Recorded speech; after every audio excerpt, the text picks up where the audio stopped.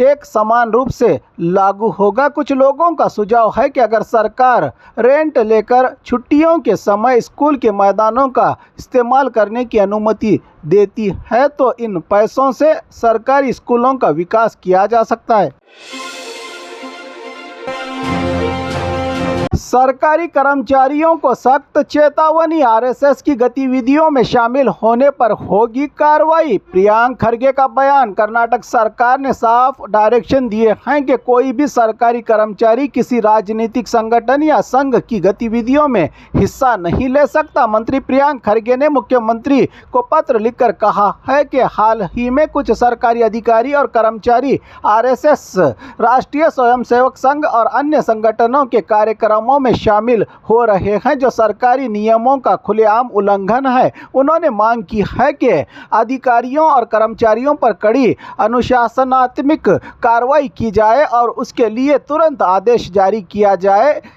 इसी बीच प्रियंक खरगे को धमकी देने वाले आरोपी दानप्पा नरोने को महाराष्ट्र से गिरफ्तार किया गया है। दानप्पा पर आरोप है कि उसने पिछले दिनों फोन पर मंत्री को धमकी देते हुए कहा था कि तुम्हें आरएसएस पर बोलने का कोई अधिकार नहीं है। आरएसएस की 100 साल पुरानी विरासत है। पुलिस ने उसे गिरफ्तार करके 9 दिन की पुलिस हिरासत में लिया है और एसीपी के देखरेख में पूछताछ जारी है। धमकी देने वाले इस व्यक्ति की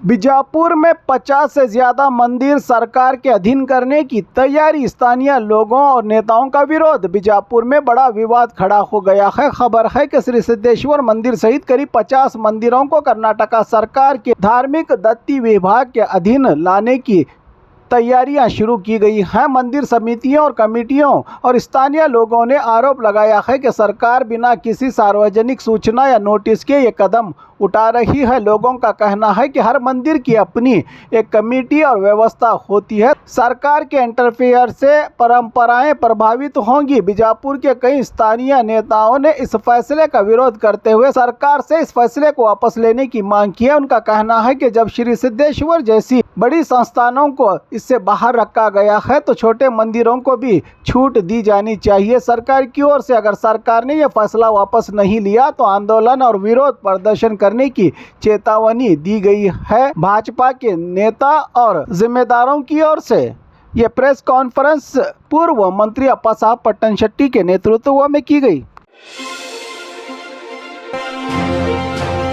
नंगे बदन कोड़े बरसाकर सरकार के खिलाफ विरोध प्रदर्शन। बीदर में विधायक शरणु सालगर ने किसानों के हक के लिए सड़क पर दिया धरना प्रदर्शन। विधायक शरणु सालगर ने किसानों के फसल नुकसान के मुआवजे की मांग को लेकर बड़ा प्रदर्शन किया। गांधी चौक से अंबेडकर चौक तक धरना प्रदर्शन आयोजित किया गया। सीएम सिद्धरामैया, कृषि मंत्री चलुवरायस्वामी और रेवेन्यू मिनिस्टर कृष्णा बैरेगौड़ा के खिलाफ आक्रोश जताया गया। सरकार के खिलाफ वॉलपेपर भी पकड़कर अपनी मांग व्यक्त की। किसानों ने महाराष्ट्र सरकार के मॉडल की तरह किसानों को मुआवजा देने की मांग। 10,000 से ज्यादा किसान इस प्रदर्शन में शामिल। खुद पर चाबुक से कोड़े बरसाकर अनोखा विरोध प्रदर्शन जताया बीदर के बीजेपी विधायक शरणु सालगर ने।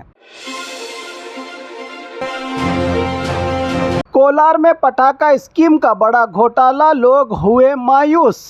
कोलार जिला बंगारपेट पटाखे और राशन किट देने के नाम पर लाखों रुपयों का घोटाला सामने आया है। दिवाली से पहले लोगों ने पटाखे और गिफ्ट के लिए रुपये जमा करवाए थे, लेकिन स्कैम करने वाला भरत नाम का व्यक्ति लापता हो गया है। पीड़ितों ने उसके दफ्तर के बाहर प्रदर्शन किया और पुलिस को इसकी जानकारी दी। तमिलनाडु, आंध्र प्रदेश और अन्य राज्यों के लोग भी इस स्कैम के शिकार हुए हैं। ये व्यक्ति कई सालों से इसी तरह दीपावली और त्योहारों के मौके पर अपना धंधा कर रहा था और एक ही समय में बड़ी रकम इकट्ठा करके फरार हो गया। पुलिस मामले की जांच कर रही है और पीड़ित लोग इंसाफ की मांग।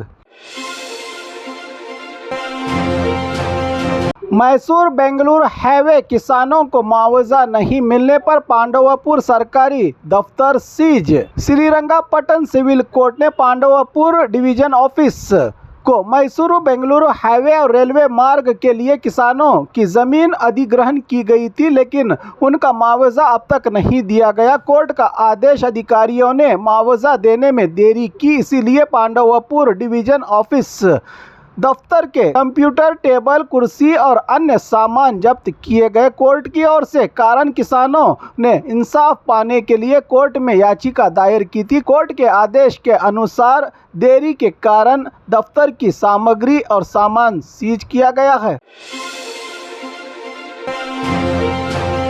कम ब्याज पर लोन देने का लालच देकर लूटने वाली महिला अरेस्ट। बेंगलुरु के बसवेश्वर नगर नयन नाम की महिला लोगों को कम ब्याज पर लोन देने का झांसा धोखाधड़ी किया करती थी। उसने लगभग 12,22,000 रुपयों की धोखाधड़ी की है। पीड़ितों से 10 लाख रुपये के लोन पर 3 महीने की EMI जमा करने को कहा गया। लगभग 15 लोगों से 30-30 हज़ार रुपये वसूल किए गए। पहले भी उसके खिलाफ बसवेश्वर नगर और अन्नपूर्णेश्वर नगर पुलिस थानाओं में मामले दर्ज थे। अब KP अग्रहार पुलिस ने उसे गिरफ्तार कर लिया है।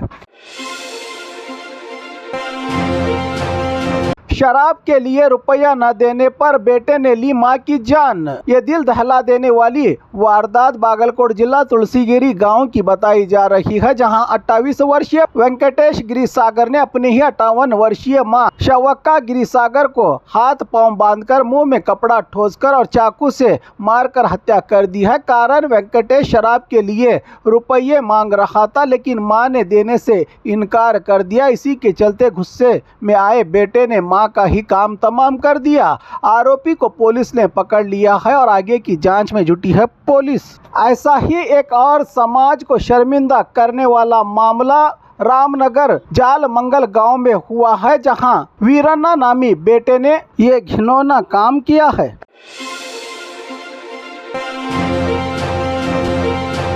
और खबरों के लिए देखते रहिए 4TV न्यूज़ कर्नाटक एक्सप्रेस।